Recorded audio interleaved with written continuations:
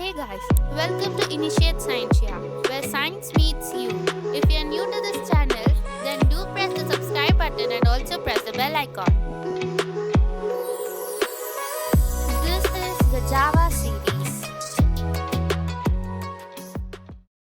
In this video, let's discuss wrapper classes in Java. Wrapper class. It wraps or encloses around a data type and gives it an object appearance. Wrapper classes are final and are immutable, cannot be changed.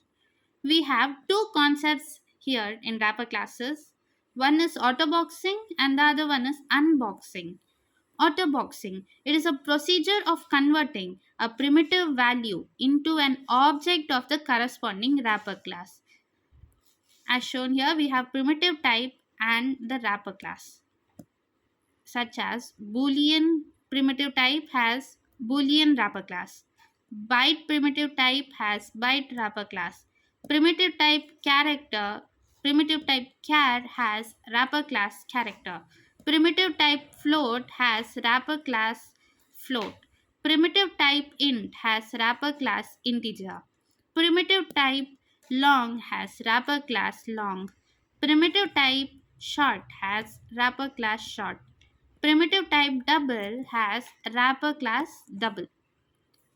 Now unboxing. Unboxing is the procedure of converting an object of the wrapper class to its corresponding primitive value.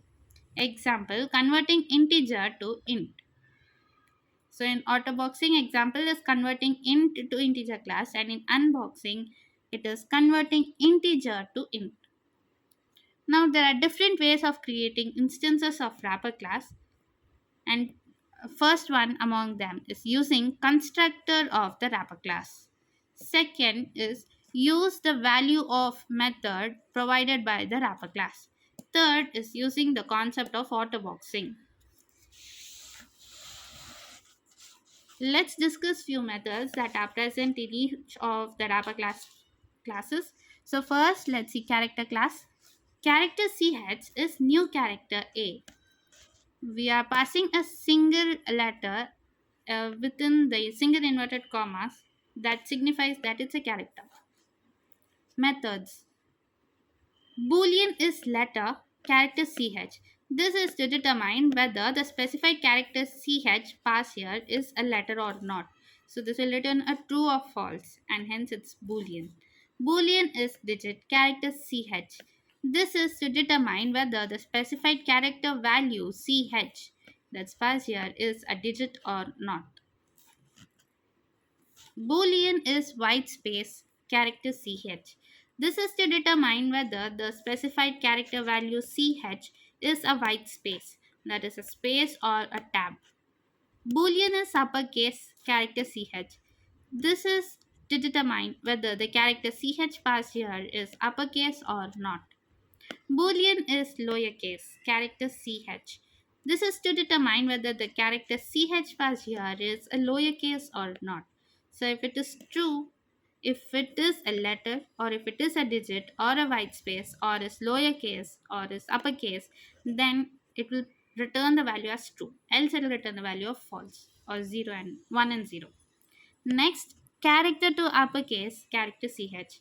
This is the method that is used to return the uppercase of the specified character value ch that's passed here. Next, character to lowercase character ch. This returns the lowercase of the specified character value ch mentioned here or passed here. String to string character ch returns string class object that we had seen here. String class object representing specified ch. Now let's discuss the methods in the byte class, wrapper class. Byte B creates a byte object initialized with the value provided here. Byte string S creates a byte object initialized with the byte value provided by the string passed here. To string byte B. This returns a string corresponding to the byte value B. Value of. This method returns the byte object initialized with the value provided. Parse byte returns the byte value by parsing the string in radix provided. Next, short class. Short B creates a short object initialized with the value provided. Short string S creates a short object initialized with the short value provided by string representation. ToString returns string corresponding to short value. Value of this method returns the short object initialized with the value provided. Pass short returns short value by passing the string in the radix provided. Next, integer class. Integer int b creates integer object initialized with the value provided b. Integer string s creates the integer object with the int value provided by the string representation. ToString int b returns the string corresponding to the int value. ToOctal string int b returns string corresponding to int value in octal form. ToBinary string int b returns string corresponding to int value in binary digits. Next, we have long class, wrapper class.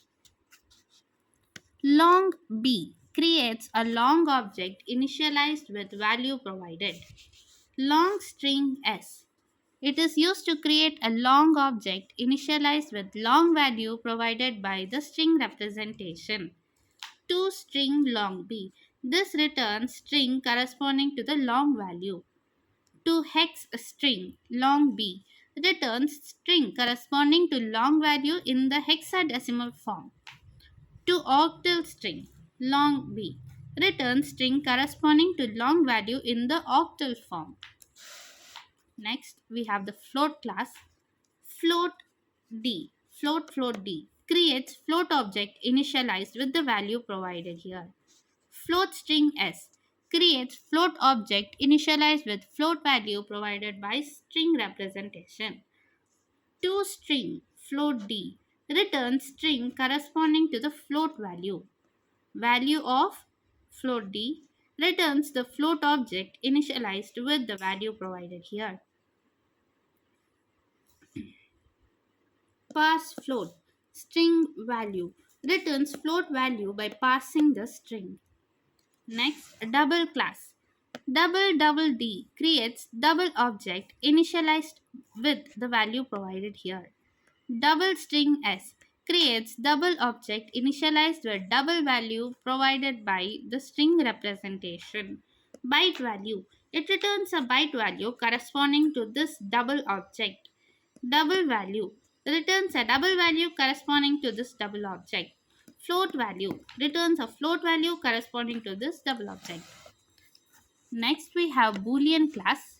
Boolean pass Boolean string S passes string argument as Boolean. Boolean value method returns the value of Boolean object as Boolean primitive.